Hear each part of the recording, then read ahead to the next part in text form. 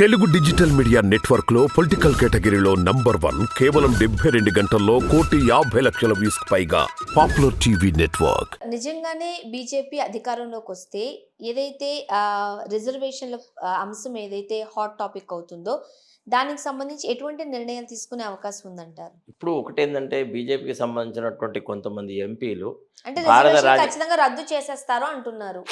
అంత అట్లాంటి కఠినమైన నిర్ణయం ఒకే రోజులో తీసుకుంటారని నేను అనుకోను. కాకపోతే ఒకటి మాత్రం ఉంది. చాలా కాలంగా ఒక 2, 3 మంత్స్ నుంచి బీజేపీకి సంబంధించినటువంటి కొంతమంది ఎంపీలు మేము ఈసారి మాకు 400 మంది సభ్యులు కనుక వస్తే రాజ్యాంగాన్ని తీసేస్తాము. మేము కొత్త రాజ్యాంగాన్ని అంటే రాస్తాము. ఈజీనా అండి రాజ్యాంగాన్ని మార్చడం? అమ్మ ఈ దేశంలో అంబేద్కర్ రాసిన రాజ్యాంగాన్ని అమెండ్మెంట్ చేయాలంటేనే దానికి 2/3 మెజారిటీ ఉండాలి. తర్వాత it should be approved in different way altogether. రాజ్యాంగ సవరణ అంత సులభమైంది కాదు. వీళ్ళకి నచ్చినట్టుగా చేయాలనేటువంటి ఒక పగటి కళ్ళలు అంటా ఉన్నారు. అంటే ఏదో రకంగా భారతదేశాన్ని ఒక హిందూ రాష్ట్రంగా ప్రకటించాలన్నది వాళ్ళ ఆలోచన. ఈ మత ఛాందసవాదుల యొక్క ఆలోచన. కానీ మన దేశం లాంటి విభిన్న జాతులు, విభిన్న మతాల వాళ్ళు, విభిన్న కులాల వాళ్ళు, విభిన్న భాషలు మాట్లాడేవాళ్ళు ఉన్న చోట ఆ రకమైన వన్ సైడెడ్ ఇష్యూ అనేది జరగదు. అంటే వాళ్ళేదో మీరు 370 అబ్రగేషన్లో వాళ్ళు కొంత ముందుకు వచ్చినప్పటికీ దేశం అల్లకల్లోలం అవుతుంది. మీరు ప్రముఖ లాయర్ కాబట్టి లా ఏం చెబుతుందంటారు? చట్టం కూడా ఇప్పుడు ఎట్లుంటుందంటే కాన్స్టిట్యూషనల్ బేసిక్ స్ట్రక్చర్ను మార్చేటువంటి అధికారం పార్లమెంటుకు లేదు అని సుప్రీంకోర్టు గత ఎన్నో సందర్భాల్లోనూ చెప్పింది. ఇప్పుడు ఒకవేళ వీళ్ళు మొత్తం రాజ్యాంగాన్ని తీసేసి కొత్త రాజ్యాంగం తీసుకురావాలన్నప్పుడు ఆ basic structure of the constitution ఏం చేస్తారు? సుప్రీంకోర్టు యొక్క యాక్సెప్టెన్స్ ఎక్కడ దొరుకుతుంది?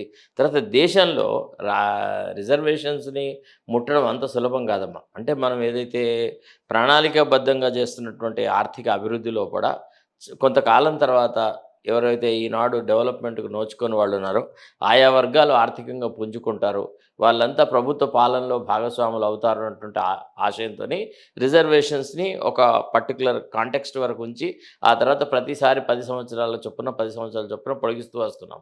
ఇప్పటికి కూడా దేశంలో దుర్భర దరిద్రం ఉంది.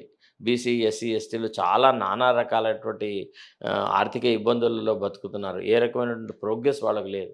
సో ఈ దశలో వాళ్ళ నోటి ముందు ఉన్నటువంటి బుక్కను మోడీ తీసేస్తానంటే అది ఎవడు ఒప్పుకోడు. అసలు అది సాధ్యం కాదు. రిజర్వేషన్స్ను పూర్తిగా తొలగించేంత స్వేచ్ఛ మోడీకి అన్నాడు దొరకదు. రైట్. ప్రస్తుతానికి ఈ కూటమి నేతలకి సంబంధించి ప్రధాని అభ్యర్థి ఎవరు? ఇదొక పెద్ద చర్చ నడుస్తోంది. రైట్. అంటే జైల్లో ఉన్న హేమంత్ సోరెనా లేకపోతే కేజ్రీవాల్ గారా? మీరేం చెప్తారు? ఒకటమ్మా, ఇప్పుడు హేమంత్ సోరెన్ కానీ కేజ్రీవాల్ కానీ they are confined to 1 or 2 pockets. వాళ్ళకి మొత్తం దేశంలో విశాలమైనటువంటి భారతదేశంలో అన్ని ప్రాంతాలలో కూడా రిప్రజెంటేషన్ ఉన్న నాయకులు కాదు వాళ్ళెవరు కూడా. ఎట్టి పరిస్థితులలో కూటమి గెలిస్తే కూటమిలో ఉన్నటువంటి మేజర్ భాగస్వామి అయినటువంటి కాంగ్రెస్ పార్టీకి సంబంధించిన వ్యక్తే ప్రధానమంత్రి అయ్యే అవకాశాలు ఉంటాయి. కూటమికి ఈనాడు బాగా సీట్లు వస్తే కూడా మ్యాక్సిమం సీట్లు కాంగ్రెస్కే వస్తాయి అన్నారా. ఫస్ట్లీ 115 120 సంవత్సరాల అనుభవం ఉన్నటువంటి పార్టీ కాంగ్రెస్ విన్నారా. తర్వాత రెండోది ఏమంటే పాలన దక్షత. ఈ దేశాన్ని అందరినీ కలిపి ఉంచాలా అని అన్నప్పుడు ఇప్పుడు ఒక గట్టి నాయకత్వపు పటిమ గల నాయకులు కాంగ్రెస్లో ఉన్నారు. సరే, అది వాళ్ళు కాంగ్రెస్ నుంచి ఎవరు వస్తారు ప్రధానమంత్రి అభ్యర్థిగా అని మనం చెప్పలేము. అది ఎవరైనా కావచ్చు, రాహుల్ గాంధీ గారు కావచ్చు, లేకపోతే మల్లికార్జున ఖర్గే గారు కావచ్చు, లేకపోతే ఇంకెవరైనా యువ నాయకుడు కావచ్చు, ఏదైనా కావచ్చు కాక. కానీ ఖచ్చితంగా కూటమి అంటూ గెలిస్తే కాబోయే ప్రధాని మాత్రం కాంగ్రెస్ పార్టీ నుంచే ఉంటాడు. దాంట్లో డౌటే లేదు విన్నారా. కూటమి గెలుస్తుంది. కాంగ్రెస్ కాంగ్రెస్ పార్టీ నుంచే ప్రధాన అభ్యర్థి వస్తాడు. అండ్ బీజేపీ చాలా ప్రౌడ్గా చెప్పుకుంటుంది మాకు ఖచ్చితంగా 400 సీట్లు వచ్చే అవకాశం ఉంది అంటే చాలా కాన్ఫిడెంట్ గా కూడా ఉంది. వాళ్ళు బీజేపీకి ఎన్ని సీట్లు వస్తాయండి? మేకపోతు గాంభీర్యం ప్రదర్శిస్తున్నారు అన్నారా. వాళ్ళకి తెలుసు వాళ్ళ పాలన పట్ల ప్రజలు పూర్తిగా విసిగి వేసారి ఉన్నారు అని చెప్పేసి వాళ్ళు ఈనాడు మతపరమైనటువంటి అంశాల మీద ఎక్కువగా మాట్లాడుతున్నారు అన్నప్పుడే వాళ్ళ ఫ్రస్ట్రేషన్ ఎంత ఉంది అనే సంగతి మనకు తెలిసిపోతుంది. అంత సులభం కాదు. వాళ్ళకి తిప్పి కొడితే 200 నుంచి 250 సీట్ల మధ్యలో వస్తుందని చాలా ప్రాంతాల నుంచి వస్తున్నటువంటి ఎన్నికల సమాచారం తెలుపుతుంది. చాలా చోట్ల అసలు ప్రధానమంత్రి మాట్లాడినా కానీ, అమిత్ షా మాట్లాడినా కానీ ప్రజలు పెద్ద ఉత్సాహంగా వినట్లేదు. అంటే మోడీ ఒక పచ్చి అబద్ధాలు ఆడే ప్రధానమంత్రి అనేటువంటి విషయం చాలా స్పష్టమైంది. ఎందుకంటే మన్మోహన్ సింగ్ లాంటి వ్యక్తి ఆయన ఏదో అన్నాడు అని చెప్పేసేసి, ఆయన అనని విషయాలను ఆయనకు ఆపాదించేసేసి, మొత్తం దేశ సంపదనందరినీ ముస్లింలకే కట్టబెడతాడు అన్నటువంటి మాట, దీన్ని జనం హర్షించట్లేదు. హ్మ్. ఎవరు అవునన్నా కాదన్నా ఒక ఇంటిగ్రిటీలో, ఒక మంచి రాజనీతిజ్ఞతలో, ఒక మంచి అభివృద్ధిలో మన్మోహన్ సింగ్ ఒక గొప్ప ప్రధాని. ఆయన మీద కూడా అబద్ధాలు ఆడినారు అని అంటే వీళ్ళు ఎంతకు దిగజారుతారు అనే విషయం మనకు స్పష్టంగా తెలిసిపోతుంది. తర్వాత రెండోది, మా ఎన్నికల ప్రణాళికలో లేదు ఎక్కడ కూడా అంటే మహిళల యొక్క మంగళసూత్రాలు తీసుకోవాలని, వాళ్ళ డబ్బులను కూలగొట్టాలనేది లేదు. రెండోది, మేము రిజర్వేషన్స్‌ని ఇంకా శాతాన్ని పెంచుతామని చెప్పినాం. ఏదైతే 50% కట్ ఆఫ్ ఏదో సుప్రీంకోర్టు ఈనాడు చెప్తుందో, దాన్ని మార్చి జనాభా ప్రాతిపదికన రిజర్వేషన్లు కల్పిస్తామని చెప్పిన వాళ్ళం మేము. తర్వాత జనాభా యొక్క అంటే కుల గణన అనేదంటూ చేసి, ఏ ఏ కులాల వాళ్ళు ఎంతమంది ఉన్నారు పాపులేషన్‌లో, భారతదేశ జనాభాలో, వాళ్ళకి వాళ్ళ జనాభా నిష్పత్తి ప్రకారంగా వాళ్ళకి రిజర్వేషన్ కల్పించి, అందరికీ సమానమైనటువంటి అవకాశాలు కల్పిస్తామనేది మా ఆలోచన. ఇదేంటంటే అందరికీ 100 గ్రామ్ తిండే పెట్టలేము కదా! 100 గ్రామ్స్ తిండే పెడతామంటే కొందరికి ఎక్కువ ఉంటారు, దేహదార్ఢ్యం ఉంటుంది, హ్మ్. వాళ్ళకి ఎక్కువ ఆకలి అవుతుంది, వాళ్ళకి కొద్దిగా ఎక్కువ పెట్టాల్సి వస్తుంది. చిన్న జీవులు ఉంటారు, చిన్న పిల్లలు ఉంటారు, కొద్దిగా తక్కువ అన్నం పెట్టాల్సి అట్లా ఉంటుందన్నమాట.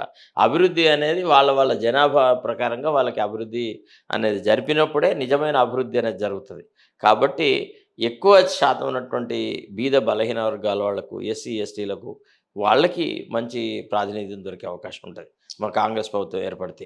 మోడీ గారు కూడా ఆసక్తికరమైన వ్యాఖ్యలు చేశారు. ఒకవేళ కనుక కూటమి అధికారంలోకి వస్తే ఈ 5 ఏళ్లలో 5గురు ప్రధానులు దేశాన్ని ఏలే అవకాశం ఉంది అంటూ. ఇప్పుడు వాళ్ళ రాష్ట్రాలలో ముగ్గురు ముఖ్యమంత్రులు వచ్చిన సందర్భాలు లేవా? అది అంత ఏందంటే ఇంకా ఓడిపోయే ముందు ఏదో ఒకటి మాట్లాడాలి కాబట్టి మాట్లాడుతూ ఉన్నాడు కానీ, ఐదుగురు ఎవరు ఇస్తారట? ఫస్ట్ ఏ ప్రధానమంత్రి వస్తాడో, సెకండ్ ఎవరు వస్తారు, మూడోసారి ఎవరు వస్తారు?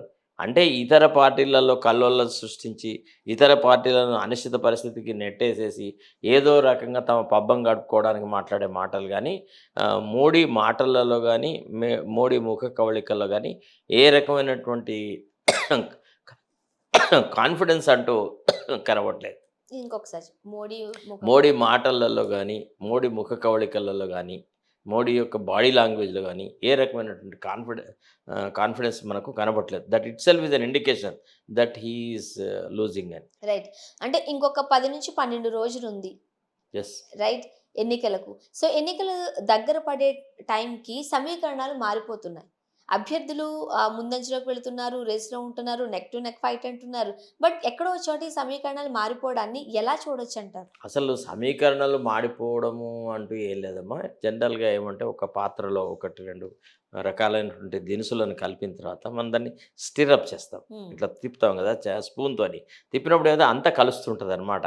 అట్లనే ఈ ఎన్నికల ప్రచారం అనేది కూడా ఒక పాత్రలో ఉన్నటువంటి పదార్థాన్ని తిప్పినట్టు అవ్వడప్పుడు వాటి పర్సంటేజ్ ఇప్పుడు ముందు పైననే ఉన్న చక్కెర లోపలి పదార్థాలు అందరికీ కలిసిపోతున్నట్టు, అడుగులకు కూడా కలిసిపోతుంది అని. ఆ రకంగా ప్రజాభిప్రాయం క్రిస్టలైజ్ అవ్వడానికి ఈ ప్రచారం అనేది సహాయపడుతుంది. అయితే ఎప్పుడైతే తెలియనప్పుడు ఏదైతే ఒక అభిప్రాయం వ్యక్తం చేస్తారో ఏ వ్యక్తి అయినా, కొంత మెచ్యూరిటీ వచ్చినాక అదే అభిప్రాయంతో ఉన్నాడు, తన అభిప్రాయం మార్చుకుంటాడు. అందుకే మొట్టమొదటి దశలోపల జరిగేటువంటి ఈ ఏదైతే ఎంక్వైరీస్ ఉంటాయో, ఏదైతే అంచనాలు ఉంటాయో, అవి ఎప్పుడు చివరికి వచ్చేటప్పటికి తలకిందులు అవుతాయి అనడానికి ఇది ఒక కారణం అనమాట. సో ఏది ఏమైనా కానీ మన రాష్ట్రానికి సంబంధించి కాంగ్రెస్కే ఒక ఉజ్వలమైన భవిష్యత్తు ఉంటుంది. రేపు మ్యాక్సిమం సీట్లు సంపాదించేటువంటి అవకాశాలు కాంగ్రెస్ పార్టీకే ఉంటాయి.